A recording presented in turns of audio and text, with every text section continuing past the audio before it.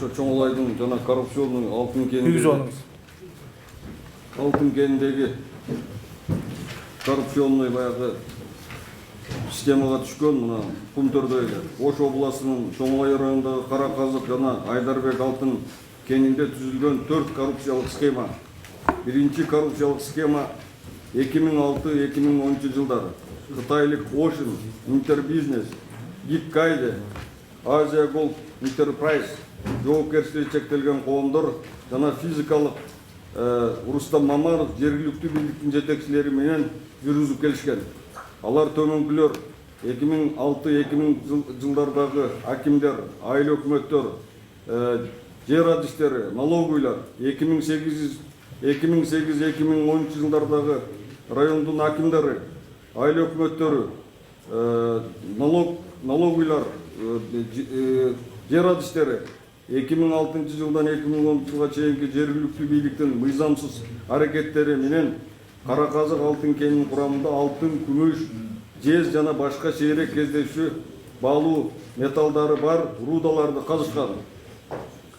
Ал рудаларды өздөрүнүн түзгөн техникалык, экономикалык негиздеменин шартында жер казынасы мыйзамынын негизинде ЗИФ куруу жана андан концентрат чыгаруу көргөзүлүп, чыгарылган концентратты Кыргыз өкмөтүнүн токтоо менен концентраттагы кирешелерди жана салыктарды аныктоо менен сатуу милдеттендирилген. Бирок жогорудагы аталган компаниялар эч кандай завод курушкан эмес. ЗИФ куруу үчүн жер бөлдүрүп алышкан.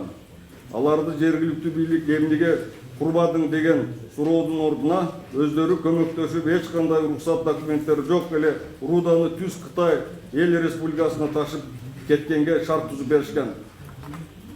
Ошол мезгилде коррупционерлердин жолун тосуп чыккан элди укук коргоо органдары аркылуу басып турушкан. Натыйжада мамлекетке Кара Казык алтын кенинен кеминде 660 миллион 869 миң 718 долларга бааланган ири өлчөмдөгү зыян келтиришкендиги эксперттер жана активисттер тарабынан аныкталган. Мамлекеттик запаста Кара Казык алтын кениндеги алтындын рудадагы курамы 14 грамм тоннадан жогору жана 43,6 тонна алтын, 180,1 тонна күмүш, 38,114 тонна жез бар экендиги көргөзүлгөн. Ал эми Айдарбек алтын кеніндегі алтындың көлемі 28 грамм тоннадан 500 граммға чейин жеткен. Бұл маалыматтар укук коргоо органдарына берилип, төргөө 10 айдан бери жүрүп жатат. Экинчи коррупциялык схема 2011-2020 жылдар Вики Кайда ЖЧКсы менен райондук салык кызматкерлерин, райондун акиминин концентраттарды сатуудагы кирешелерди жашыруу. Бул схема болгону бир гана контрактты көргөзүп, анда 46 миллион 878 миң 676 доллар, Америка долларын бир контракттан жашырышкан, бир эле контракттан жашырышкан. Компания жылына кеминде 2-3 жолу концентрат чыгарат. Кыргыз өкмөтүнүн 14 сентябрь 2017 жылдын номер 570 токтомунун негизинде салык кызматкерлеринин катышуусунда киреше аныкталып, салыктар эсептелет деп айтылат. Ошол мезгилдеги салык кызматынын жооптор кызматкерлери, акимдер, айыл өкмөттөрү менен бирдикте бардык контракттарды, кирешелерди аз көргөзүп келишкен. Ал эми бул жергиликтүү бийликтин жетекчилеринин үстүндө команда берип тиешелүү жогорку чиновниктер турган. Сөзсүз түрдө премьер-министр, губернатор, президенттер болгон, бошогон. Бошогон акимдик кызматка да коррупциялык схеманы кадрлар аким издерин жаап келишкендиги билинип турат. Жашырылган суммаларды сөзсүз түрдө катышуучулардын өз ара бөлүшүп турушкандыгы, 3-төн 1 бөлүгүн компания, 3-төн 2 бөлүгүн өз ара катышуучулар алып тургандыгы көрүнүп турат. Үчүнчү коррупциялык схема 2011 жылдан 2019 жылдары ГИК Кайда ЖЧКсы менен райондук салык кызматкерлеринин, райондун акиминин салыктарды кыскартуусу. Бул коррупциялык схемада салыктын 2 гана түрүн реалти жана сатуудан түшкөн салыкты текшергенибизде 29 миллион 661 миң сом кыскартып көз көрүшкөн. Төмөндөгү анализде компания 39.435.460 сом төлөймүн деп түзгөн документтерден 29.661.000 сом кыскартып көргөзүшкөн. Төлөө поручениялары бары тергөөгө берилген. Бул схемада да жогорку эле салык кызматынын жооптуу кызматкерлери, акимдер, айыл өкмөттөр жүргүзүп келген. Төртүнчү коррупциялык система, социалдык пакеттерди берүү боюнча коррупциялык схема, аким менен айыл өкмөттүн фонддун кызматкерлери менен бирдиктеги жасаган коррупциялык иштери.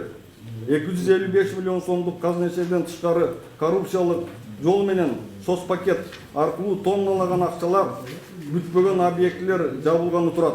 Негизинен ар бир келген аким, айыл өкмөтү ушул коррупциялык схемалар менен иштеп, бошогондо ордун тазалай турган кадрларды коюп кетишет.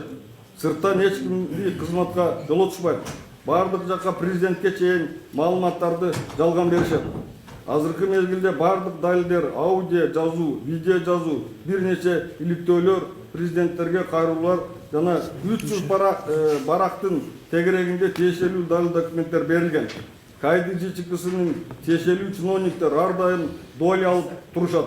Алардын фамилияларын компания айта турганын билдиришти тергөөгө. Жогорудагы коррупциялык иштердин бетин ачып, жергиликтүү чиновниктердин жана аларга каршы болгон жогорку кызматтагы чиновниктердин жегендерин мамлекетке кайтарып, өздөрүнө укуктук баа бердирип, элдин бийликке болгон ишенимин бекемдеп берүүңүздөрдү сурайбыз. Ушундай урматтуу депутаттар, ушундай болуп келатат. Мына жана акыркы соц пакетке мамлекеттин баягы фондуна түшүп туруш керек, райондун фондуна. Бирок алар өздөрүнүн тууганыга, кайнысыга баягы фонд ачып туруп эле акчаны ошол жака которуп жүрөт. Бул район которуп жүрүшөт. Мана ушул 2006 жылдан бери баштап бүгүнкү күнгөчө ушундай. Мен гана баягы акыркы эмеде мына кыйкырып жүрүп 17 фурасыны баягы Адыр Экештанда былтыркы декабрдан бери токтоп турат. Ошол баягы факты. Булар ошондой жашырып, даже регистрация кылбай ташып турган. 2006 жылдан бүгүнкү күнгөчө. Мына акыркы мына президент Жээнбековдун мезгилинде ушул нерсе мына 2010дон 2020 чейин катуу болду ушул. Ошондуктан бул маселе кумтөрдөн кем калышпаган маселе. Урматтуу депутаттар, ошон үчүн сиздер калыс баа берип, ошолорго мындай текшерүү жүргүзүп, ошолдун коррупциялык схеманы мындай чыгарып, ошондон түшкөн пайданы мамлекет элге бердиш керек. Урматтуу депутаттар, ушуга баарыңыздар кол калыш, бул берсеңиздер жакшы болот эле. Рахмат.